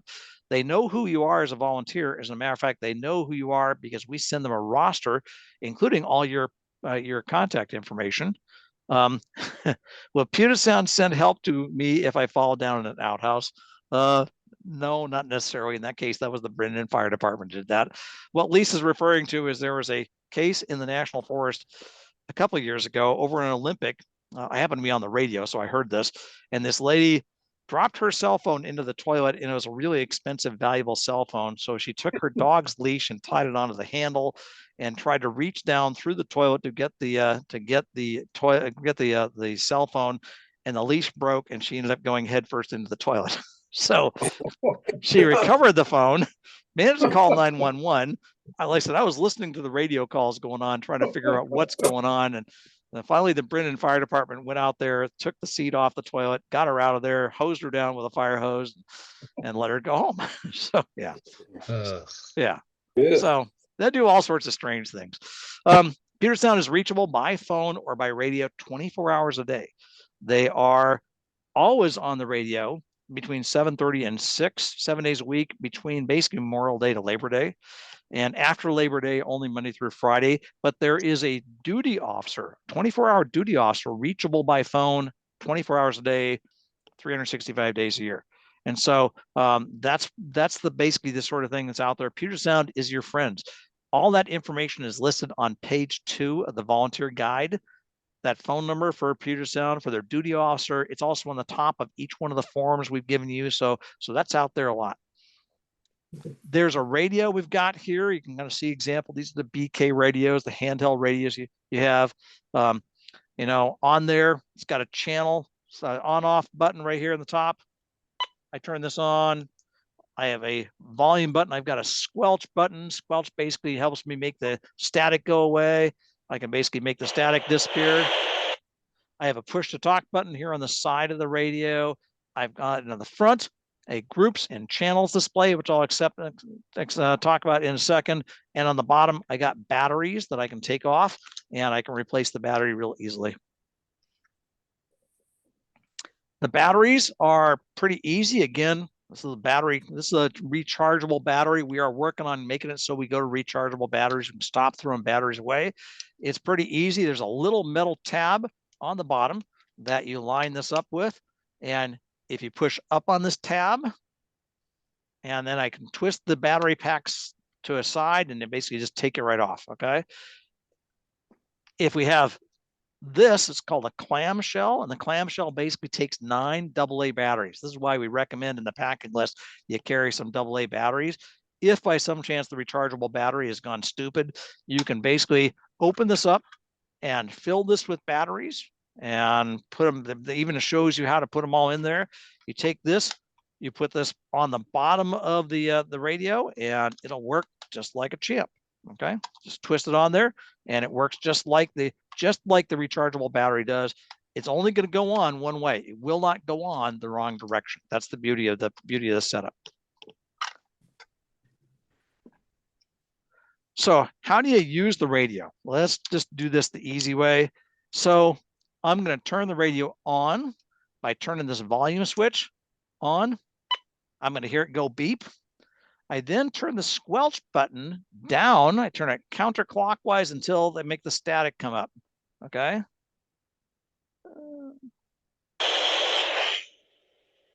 Okay. That's the static. And really what squelch does is it basically just makes the static go away. We don't want to turn the squelch all the way down. That'll make all the sound go away. We want just a little bit of squelch. Okay. By the way, if you don't hear that, sound, your batteries are weak, change the batteries out, okay? I'm going to turn the channel button here to the repeater that's appropriate. I'm going to talk about those in just a minute. And there's some switches on the top. I got a low and high power switch. I got a scan and a pry switch. You don't really want ever scan on, that just runs through your batteries fast, and you really don't need pry. I will keep the power on low until I actually need it, and then I can actually talk on the radio. And what that tells me is I've got enough energy going out here. I'm talking to one of the repeaters. In this case, that's Rattlesnake Repeater. The way these radios work is they're primary line of sight radios. And so we're really, to talk to somebody that's a long ways away, I'm going to have to use a repeater. That's the technology we use. The radios work the best if you hold them straight up and down. They work the best if you're not inside a car. They don't really work very well if you're inside a car. There's a lot of metal around them, and they really work the best if you're not like inside a building. They really work the best if you're outside, and if you see one of these repeaters. These repeaters are placed all around the forest, and what they do is they take the little 5-watt power that comes from this radio. It picks up that signal and it turns it around, it adds power to it and rebroadcasts it at 50 watts. And so it makes your signal more useful, more valuable, as well as it kind of cleans it up a little bit. And so this is a reason why I say when you talk on this radio and I talk to a repeater, everybody in the forest hears that, because what happens is that signal goes to that repeater and it's then rebroadcast to other repeaters all up and down the cascade chain. We got a couple of special channels. We don't use repeaters called TAC and Project. We'll talk about those in a second. By the way, lookouts are great places for repeaters. So that's what you see there. That's a little box that's up there in the attic of Kelly Butte. There's one on the top of Sun Top. There's one at the top of the gondola at Crystal Mountain. There's one in the top of the lookout at Granite. You know, these are great places of repeaters. And there's other repeaters in other locations as well. In general, in the 410, we're going to use 4 repeaters. Grass Mountain is the big one, and that's actually the highest of the bunch. And it's actually the most powerful of the bunch, and that's actually located, we kind of have Enumclaw. You can see it in a lot of different places. There's one in Kelly Butte, there's one in Sun Top, there's one at Crystal Mountain. These work really well when you're actually in line of sight, when you can see Sun Top, for example, or when you can see Kelly Butte. But if you were on the road going up to Sun Top, you can't see the Sun Top repeater because it's blocked by trees and rocks and mountain and stuff like that. So you may have to find a different repeater. If I switch this on and I may try to go to a different repeater, like I'm trying to talk to Sun Top. If I press the button, no beep. That tells me I am not in the line of sight to be able to talk to that repeater. But on the other hand, Rattlesnake, I have communications with. So this is where you may actually try moving around a little bit. I may have to try a different channel if you don't have any communications. These are the group 8 repeaters that we are using and channels we're using down in the 410 area. You can kind of see Grass Mountain all the way down to some that are used for the Mount Rainier National Park. The primary ones we're going to use are going to be Grass Mountain, Sun Top, Crystal, and Kelly Butte. If we're down in the Carbon River area, we're going to use group 9, and group 9 is basically the Ptolemy is the repeater we're going to use down there. Kathy, go ahead. You got a question? I do. I've had some experiences with the radios, and it looks like there's a lot of coverage with the repeaters in this area, but is there a way, on my Garmin, I can put in phone numbers for, can we contact Puget Sound through the Garmin with the text? Yes, you can. You can text them. Okay. You can try using that. Again, the challenge with a lot of the areas, if people try to use cell phones don't work. You get to Greenwater, the town of Greenwater, you got pretty good cell phone coverage. You have pretty good coverage right around Crystal Mountain. You do on the tops of many of these peaks, but many of the valleys, you got nothing. And even Garmin, in some of these valleys, the valleys are pretty deep and there's a lot of trees. And so the Garmin inReach doesn't have a lot of power. It's a 5-watt radio and it won't go through a lot of tree cover. So that's why I carry a SAR beacon. My SAR beacon is basically a 15-watt SAR beacon, and it's very stupid. It only sends out one thing that basically I need help, but it's going to go through just about anything. So Thanks, John. okay. As I mentioned, there's a few channels. Once in a while, you may be asked to come up on these channels because somebody wants to talk to you directly and they don't want to talk through the repeater, which is a nice way of saying they don't want the folks up in Everett listening in on the conversation. So that's their way of doing that. Radio etiquette is hugely important. We want to be clear, concise, and complete. So your call sign is your name. And we generally do a communication is going to be who you are calling, who you are, and what repeater you're on. We also want to try to keep our messages brief and factual. I mentioned, for example, that injured hiker. We really wanted to say, I have a report of an injured hiker, not there is a injured hiker, because you don't really know that. So being factual is important. And you want to stay calm and professional. So here's how you use the radio. You basically hold it up about 2 inches from your face at an angle. By the way, you hold it up, the microphone and the speaker in the same place. Don't hold it up like a radio, like a phone. Doesn't work that way, okay? You depress that push to talk button, you wait 1 to 2 seconds, and then you start to speak. And when you're done, release the button. Speak clearly, speak normal conversational level. Don't be out in the wind if you can avoid it. Move away from vehicles, people talking, loud noises, stuff like that. So, and make your call. Puget Sound, this is hearing on Grass Mountain. That's who I am calling, who I am, what repeater I'm using. And the reason why that last part of the repeater is really important is Puget Sound is monitoring 30 different repeaters. And if they happen to turn their head away from this computer screen that's in front of them, they don't know where that signal came in from. Now, they do have an ability to record it and play it back, but that takes them a few seconds to do that. So if you tell them Puget Sound this is hearing on Grass Mountain, even if they're not looking, they know which repeater to push the button on. And now they're talking to you directly through that Grass Mountain repeater. One question. Sure. This is Terry. In the scenario where you had the possibly injured hiker, I don't remember where that was, North Peak or something. Well, that was Echo Lake, yeah. Oh, Echo Lake. Yeah. How do we know where there's repeaters at so that we can say what repeater we're on? Aha. Inside the volunteer guide is a map that shows all the repeaters and where they're at. And it has areas where you're going to get the best coverage from. Like, for example, if I'm in the Echo Lake Valley, the Greenwater Valley, I probably actually have my best shot of talking to you via the Grass Mountain repeater or the Kelly Butte repeater. I'm not going to be able to reach you on Suntop, for example. If I'm up in North Peak, I'm going to get really good service talking to you on Crystal Mountain. If I go around the backside of of North Peak, I can't see the Crystal Mountain repeater anymore, but I can see Suntop. It's like right there. And so that's where that map kind of gives you an idea of places to be thinking about where these repeaters are at and where you can reach. Thanks. Good question. So I make that call. What are they going to say back? They're going to say, this is Puget Sound, go ahead. Or they may say, this is Puget Sound. Sometimes they go short. When I call them back, I don't need to say again, this is hearing. We've already started that conversation. I don't need to tell them I'm on Suntop repeater. I'm just going to go ahead and just give them my message. And so I'll just say, I am departing Greenwater Trailhead en route to Echo Lake. And my return time is 1800. And they'll say, copy, time 1456. Or they may repeat your message back if it's complex. If it's simple, they may not. Kind of it's, that. And then if it looks like they got it, I'll say hearing clear. All that means is I'm staying on the channel. I don't say hearing out. That means I'm leaving the channel. I'm not going to be listening anymore. So that's why I use that term clear. Okay. All right.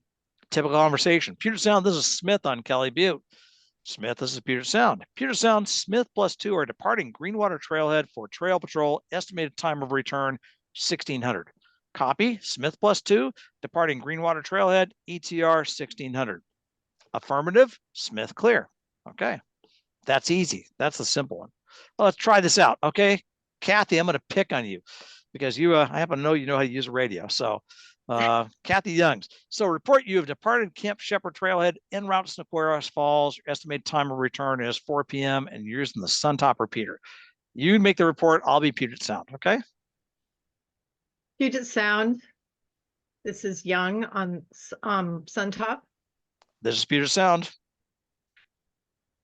I'm departing Camp Shepherd en route to Snoqualmie Falls. Estimated time of return 4 p.m.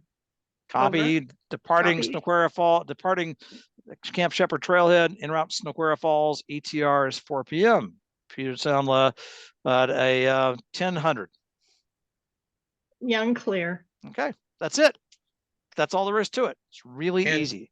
And in that case, John, Puget Sound will know that Kathy is a trail patrol volunteer Yep. with a radio. She will go and they'll look her up on the list. They'll say, oh, that must be Kathy Youngs.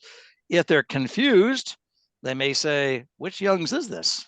You know, they may say, well, you know, in case you got Lisa Herring and you have John Herring here, they can tell the difference between the two of us. That's pretty easy. But you know, if it's, you know, two people that have the same last name, Coughlin, for example, you got Mary Coughlin, you got Denny Coughlin, and you've got Jonna Coughlin. And so sometimes they use both names. This is Mary Coughlin. And that makes it easier for them to figure it out. But Puget Sound will have the list of trail patrol people then. Yeah. Yep. Okay. Okay. Cool. Okay. Let's see. Who else can I pick on here? Scott Pruder, you want to do one of these? Well, sure, of course. All right. So you are at Echo Lake and you're going to be spending the night and you'll be back in service in the morning. You're using the Kelly Butte repeater. Puget Sound. This is Pruder on Kelly Butte. This is Puget Sound. Go ahead. I will be spending the night at Echo Lake. I will be reporting out at 6 p.m. and returning in the morning. I'll check in before I leave. Copy. Spending the night at Echo Lake. Be going out of service at 6 p.m. and we'll be checking back in the morning. Time 1600. Pruder clear. Okay. Excellent. All right. Somebody want to talk about that? Take that bottom one on. You return to Summit Lake Trailhead. We're heading back to Enumclaw using the Ptolemy repeater. Any volunteers? I could, this is, this is Ball on Ptolemy. Okay. So you want to start off day with Puget Sound. This is Ball on Ptolemy. Go ahead. Oh, Puget Sound, this is Ball on Ptolemy. This is Puget Sound. Go ahead. I returned to Summit Lake Trailhead and heading back to Enumclaw. Copy. You return to Summit Lake Trailhead and are heading back to Enumclaw. Good job. So the only other thing I might add on here is, are you going out of service? You're actually going to be turning your radio off. You're getting back in your car, and that's when you go out of service. So I might say, and I'm going out of service. So, all right. Last one. This is a hard one. You've come across an auto accident with injuries on Forest Road 70 near the Greenwater Trailhead. Anybody want to take this one on?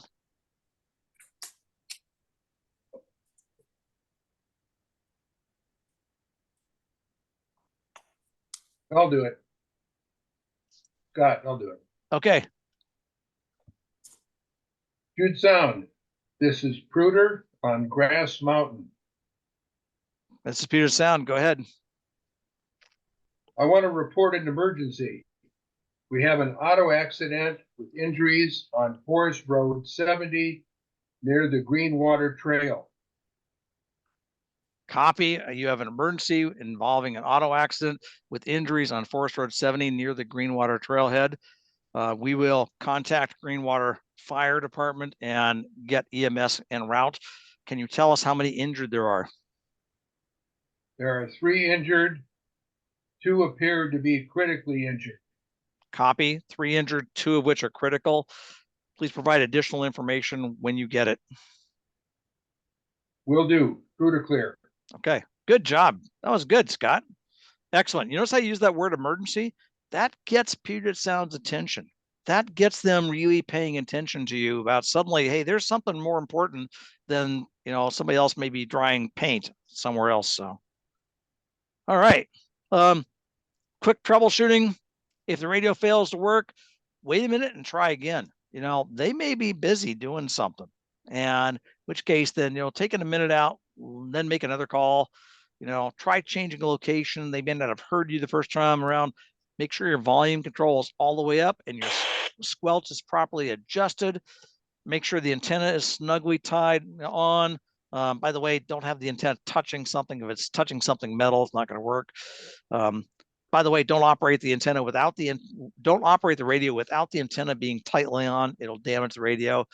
Check the batteries. Make sure the batteries are in there in the right direction and the connections are tight. So, if the radio doesn't work, by the way, it's almost always a switch isn't set right or the batteries are weak. That's my 10-cent piece of advice to you. So, use the radios carefully. Remember, a lot of people are listening. Clear, concise, and complete. Think your message through before you start to talk. That's why we have these forms for the smoke report and for the medical report, so you can think your message through and kind of walk through and keep it logically organized. Okay, a few And admin John, items. Yeah, go ahead. Lisa had a good point in the chat. Never use names. Yeah, you can go ahead and use your name as the person reporting. Well, yeah. But yeah, you'll notice on the medical incident report form, it says patient name, and it says don't broadcast this. Don't put this on the radio. Nobody wants to hear their name on the radio, especially if they've fallen into the poop pile in the bottom of the toilet. Trust me. Yeah. Still can't believe, I'm sorry. No phone I have is worth doing that. All right. Some resources. As I mentioned, the SFLA handbook is out there. It's in the volunteer shared file. It's actually, I think it's in the Facebook files too. If not, I can upload it there. Our website answers to a lot of our questions, news, events, calendar, kind of where we keep things going there. YouTube channel, we got YouTube videos up there. We've got a lot of YouTube videos talking about how to interact with the public, how to use the radio, stuff like that. We've got the Google membership shared drive. All the forms I've talked about are there. Your handbook is there. The copy of the training slides is there. So you can actually go and hit that. The copy of this video will be there. We got National Trails Day coming up on Saturday, June 1st. Would love to see people come out and help us do trail maintenance. If you want to come out and learn how to grub trails, we're going to teach you how to do that, or how to dig toilets, or how to saw logs. We'll be doing that too. If you need a t-shirt, if you don't have a t-shirt, we can get you one. There's actually a form. We've sent this form out a couple times too. We'll keep on sending it out. If you basically need a t-shirt, just click that form and fill out what your t-shirt. The t-shirt we have is a couple different styles, a V-neck or a crew neck. We have women's versus men's sizes. And the logos are basically what you see there. And it's a really cool green color like they see on me right now. Okay. Questions, thoughts, comments, concerns, things we didn't cover, things you want to know more about. So for the trail, if we're going to go out on the trail, does it happen that there are multiple people on the same day? Like we go and, I'm assuming that's why we call the day before, a day or two before, and go, hey, I'm planning on hiking this trail, so that there is a radio and the bag and everything ready. Yeah, and that's what we're trying to do. There may be days where there's more than one person that goes out on the trail, in which case we'll try to do some deconfliction, or we'll try to get a link up. We only have one radio for trail patrol. A couple of us have our own radios, but those are, I don't mind lending mine out, but it's a challenge, and that's the reason why we want to do a little deconfliction. It hardly ever happens we have more than one person goes out the same day, but once in a while it's possible. Other questions? This radio business is new to me. When you start up the trail, is it on and you're listening to anything? Yep. All across the coverage area? Yeah. You'll mostly hear things that are going to be in the Snoqualmie Ranger District. You won't hear a lot of the stuff that's taking place all the way up to Mount Baker. But you'll hear things that are taking place in North Bend and on I-90 and Granite and Snow Lake and places like that. So, and mostly what you're doing, just listening for them to call you. That's really what it boils down to. Okay. And do we need to take batteries, or can we just rely on it to be a charge? I always take this clamshell with me, and I always have 9 AA batteries just in case this isn't charged up. Now, again, we don't have a charger in the box yet for the Trails radio. We do have chargers up at the fire lookouts. We are working to get a charger inside the box there at the Enumclaw office, which case then you'll just take your radio and plop it in the charger. And when you drop it in the box, you'll just drop the radio in the charger. The radio will say on the back of it, this is the Suntop radio, for example. And there's the Suntop radio. Another one will say Kelly Butte, and the third one will say Trails. So. Okay. Okay. Any other questions? So on the Trail Maintenance Day, on June 1st, Yep. National Trails Day, where's everybody going to meet? So we're going to meet at the Seed Orchard, which is out on State Route 410. It's out past Greenwater. We're going to meet out there at 8:30 in the morning, and then we'll split up into teams depending on how many people we have. We got 3 big projects we want to work on, and so we'll kind of split up there. We'll be sending it out in an email to everybody in the SFLA group, asking you to come on out. We're not, not asking for signups yet. It would be nice if we got people to do that, but just want to get a email list and RSVP and ask, tell us that you're showing up would be helpful. And Do we then know what I am trails actually, we're working on? I'm sorry. Do we know what trails we're working on? We have tentatively 3 projects. The priority project is to work on the John Muir Trail in the Dallas campground. John Muir Trail is an accessible wheelchair trail. They got hit by a log, a couple trees toppled over last year, and we sawed out a lot of it. We couldn't move the logs. We just didn't have enough bodies to move the logs. And so what we're going to do is we're going to try to move some of those logs out of the way, so then we can move a bridge over and basically reestablish the wheelchair accessibility. That's where we're trying to work there. We want to work on the White River Trail. Get some places the fire damaged it pretty badly, and we need to click. Basically, the trail is down to about 6 inches wide, which is really not very wide.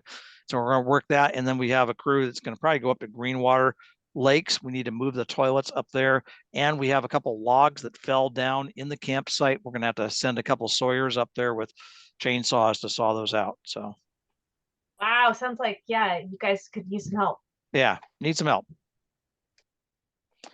One last thing I'll mention is I am going to go out on Saturday. I would love to have somebody join me. If you send me an email, to send it to snoqualmielookouts@gmail.com and let me know you're coming out.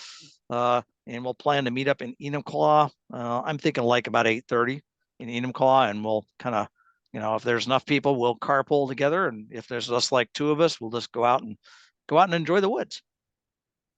I have a quick question. Yeah, go ahead. You recommended against bringing a dog along unless you had a friend that could take care of your dog if there was something you need to attend to. What do you advise about children accompanying you? This one. Children are okay.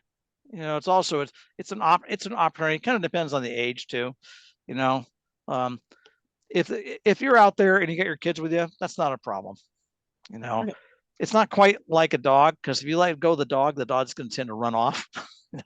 Children might too, but I don't know. Yeah. Okay. Other questions?